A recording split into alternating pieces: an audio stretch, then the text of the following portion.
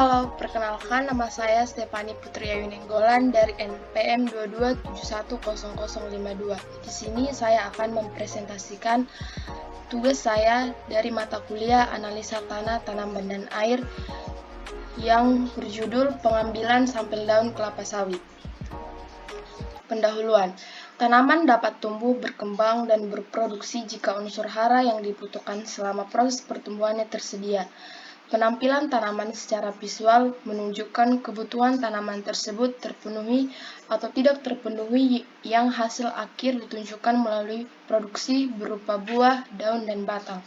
Pada awalnya, analisa tanaman tidak pernah dilakukan hanya terfokus pada analisa tanah. Timbulnya pemikiran dilakukannya analisa tanaman berawal dari ketidaksesuaian antara asumsi dengan kenyataan di lapangan. Asumsi yang dibangun adalah bahwa jika tindakan perbaikan tanah, misalnya pemberian pupuk telah dilakukan sesuai rekomendasi, maka produksi tanaman juga akan meningkat. Akan tetapi, kenyataannya produksi tanaman tetap meskipun telah dilakukan tindakan perbaikan terhadap tanah. Kondisi yang tidak berkorelasi ini menuntut dilakukannya analisa terhadap tanaman. Sama halnya dengan tanah dan air. Pengambilan sampel terhadap tanaman juga menjadi kunci keberhasilan dari hasil analisa yang akan digunakan sebagai dasar rekomendasi. Suatu tanaman untuk dapat dijadikan menjadi sampel berbeda antara satu jenis tanaman dengan tanaman yang lain.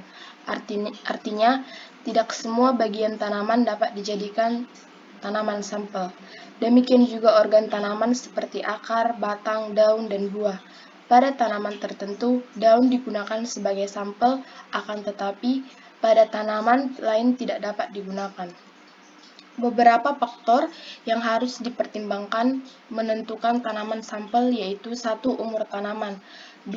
Baris dan lajur tanaman. Kemudian yang ketiga, klasifikasi tanaman yaitu tanaman semusim, tahunan, dan lain-lain. Hal-hal yang penting diperhatikan dalam pengambilan sampel daun kelapa sawit meliputi 1. Paling lama dilakukan 2 bulan setelah pemupukan terakhir. Kemudian yang kedua, tidak dilakukan pada musim kemarau panjang dan pada curah hujan yang tinggi 400 mm.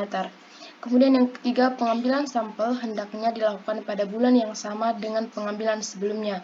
Yang keempat, sampel daun mulai dapat dilakukan pada tanaman umur 6-12 bulan setelah penanaman. Yang kelima, pengambilan sampel pada tanaman muda jika dianggap perlu dapat dilakukan 2 kali setahun. Kemudian metode praktikum. Metode praktikum yang digunakan untuk menentukan pohon sampel yaitu 1. Sistem terpusat, yaitu pohon sampel terpusat di wilayah tertentu yang mewakili seluruh tanaman. Yang kedua, dilakukan pada areal dengan topografi datar berombak. Yang ketiga, jumlah sampel pohon sebanyak 30 pohon. Yang terakhir, sampel pohon terdapat pada 1-2 baris tanaman terletak di tengah areal. Yang kedua, yaitu sistem tersebar. Pertama, pohon sampel tersebar merata di seluruh wilayah. Kedua, dilakukan pada areal dengan topografi bergelombang berbukit.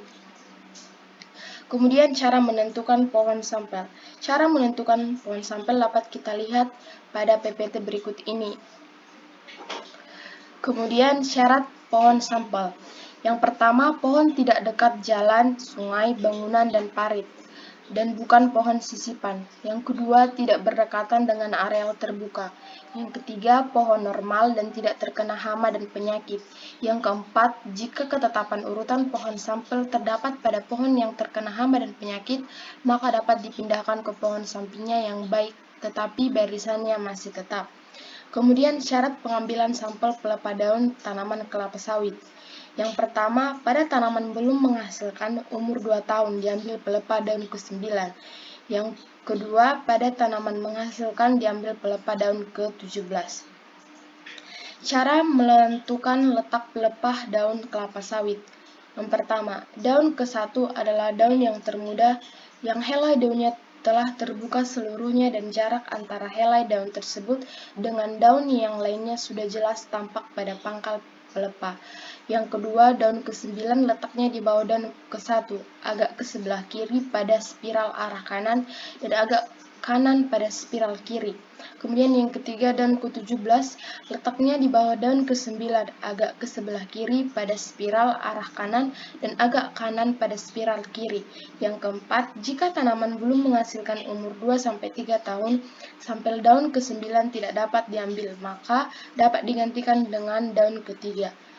Kemudian yang kelima, pengambilan daun sebaiknya dilakukan pada pukul 7 sampai pukul 13 WIB. Kemudian yang keenam, pengambilan daun tidak dianjurkan pada sore hari dan waktu hujan. Kemudian, cara mengambil sampel daun tanaman kelapa sawit. Yang pertama, pemotongan pelepah daun sampel. Yang kedua, tentukan pusat atau titik ujung permukaan datar. Yang ketiga, pengambilan helai daun pada titik ujung permukaan datar dari permukaan atas pelepah.